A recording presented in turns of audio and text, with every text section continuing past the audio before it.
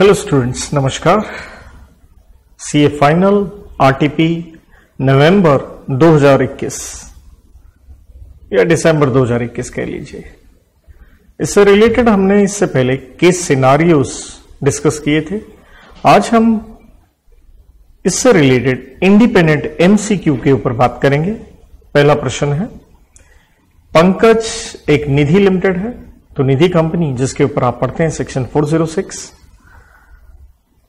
तो ये company agreement करना चाहती है, ये किसी और कंपनी को अक्वायर करना चाहती है उसकी सिक्योरिटीज के द्वारा खरीदने के लिए।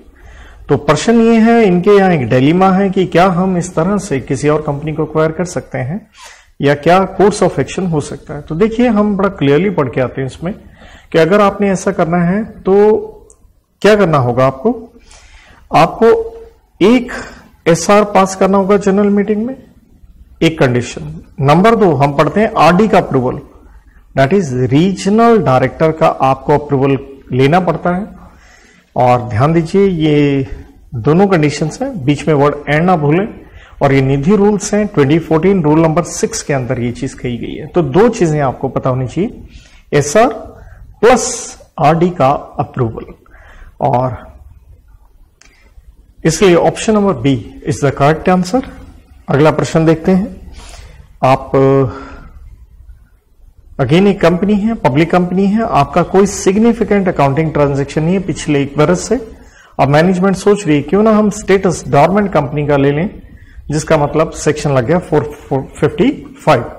तो अब आरओसी के पास जब आप फाइलिंग करते हैं तो आरओसी को कुछ इरेगुलरिटीज पता चलती हैं और वो इंस्पेक्शन ऑर्डर करते हैं 207 के मुताबिक, इन्वेस्टिगेशन का chapter number 14। Now management of company आपकी एडवाइस लेना चाहती है कि क्या हम एप्लीकेशन दे सकते हैं आरओसी को कि ताकि डॉर्मेंट कंपनी का हम स्टेटस ऑब्टेन कर सकें।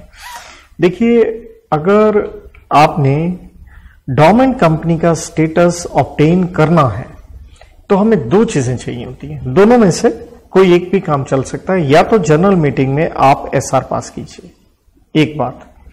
और अगर जनरल मीटिंग नहीं बुलानी है, बिना बुलाए ही मीटिंग, आप 3/4 इन वैल्यू, जिसका मतलब है देखिए एसआर भी पास होता है 75% पे, 3/4 का मतलब भी क्या है 75% इन वैल्यू। जो आपके मेंबर्स हैं उनका आपको अप्रूवल लेना होगा, उनको नोटिस देना होगा। उसका मतलब है अप्रूवल मीन्स उनका आपको कंसेंट लेना है।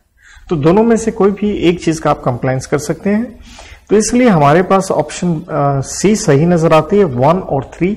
और ये मिसलेनियस रूल्स जो हैं, क्योंकि dormant company chapter number 29 miscellaneous में आ जाता है, तो मिसलेनियस रूल्स का रूल नंबर 3 के अंदर ये आंसर दे रखा है।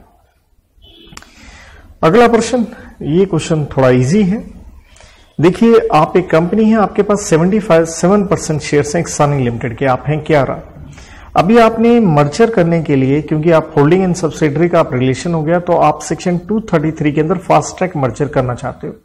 लेकिन आपको पता होगा 233 फास्ट ट्रैक या तो स्मॉल कंपनी के ऊपर एप्लीकेबल होता है या होल्डिंग एंड वॉस के ऊपर, that stands for wholly owned subsidiary. आप होली ओन्ड नहीं है यहाँ पे, इसलिए जो आपका लीगल एक्सपर्ट है वो कहता है कि जनाब आप 233 में मर्जर नहीं कर पाएंगे, इसलिए उसने गाइड किया कि आप 232 में अप्लाई कर दीजिए, जबकि 232 में आप अप्लाई कर सकते हैं। तो आपसे पूछा गया, बताइए कौन सी इनमें से स्टेटमेंट वैलिड है। तो नेचुरल है, आपके ऊपर 233 नहीं लग सकता है, 232 सही है। So option number C correct answer है, क्योंकि ओपिनियन जो है लीगल एक्सपर्ट की वो वैलिड है, क्योंकि फास्ट ट्रैक सिर्फ होल्डिंग एंड वॉस के अंदर ही एप्लीकेबल होता है। अगला प्रश्न आर्बिट्रेशन एक्ट पे है।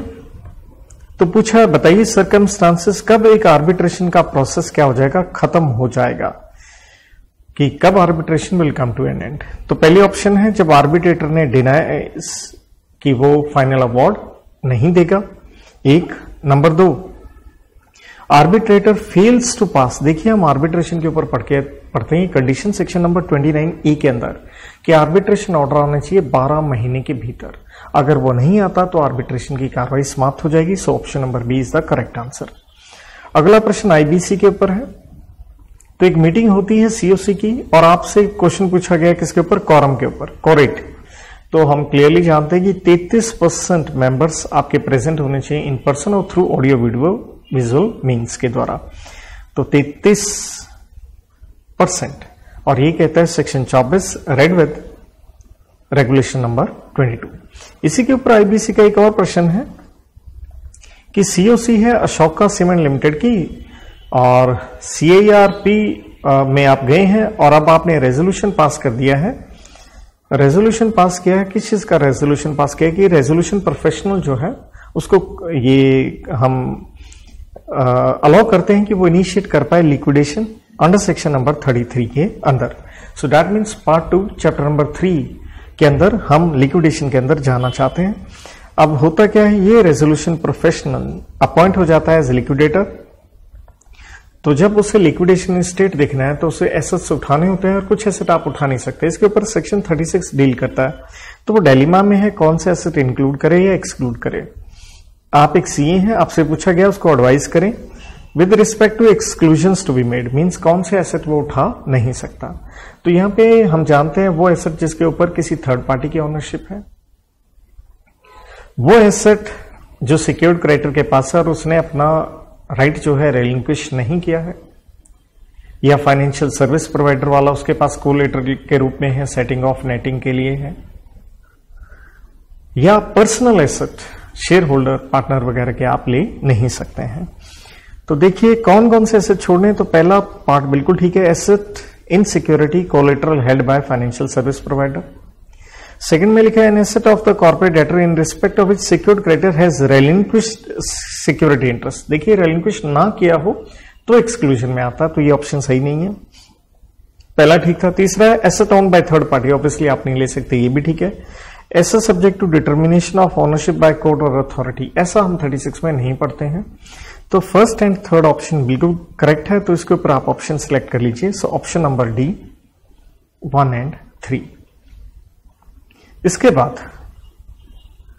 ये हमारा क्वेश्चन है एफसीआरए एक्ट के ऊपर। तो एना एक फॉरेन सिटीजन है, उन्होंने डोनेट किया है, काइंड में डोनेशन करी है, फॉर देयर पर्सनल यूज करी है। तो हम यही कहते हैं कि पर्सनल यूज के लिए आप करें, कोई टेंशन नहीं है, जब तक उसकी मार्केट वैल्यू जिस दिन आप गिफ्ट दे रहे हैं वो 1 लाख ना हो। तो पूछा यह गया है when such donation of article in kind be excluded, तो जैसे मैंने कहा वो 1 लाख से ज्यादा ना हो। तो यहां पे डी ऑप्शन, अगर मार्केट वैल्यू ऐसे आर्टिकल की जो पर्सनल यूज के लिए दिया on the date of gift is not more than 1 lakh, ये कहता है सेक्शन 2 सबसेक्शन H, जहां हम डेफिनेशन पढ़ते हैं फॉरेन कंट्रीब्यूशन की। रेड विद रूल नंबर 6 है, क्योंकि रूल नंबर 6 ए ने ही 1 लाख की लिमिट दे रखी है। तो ये थे आपके independent MCQ। Thank you, good luck and God bless.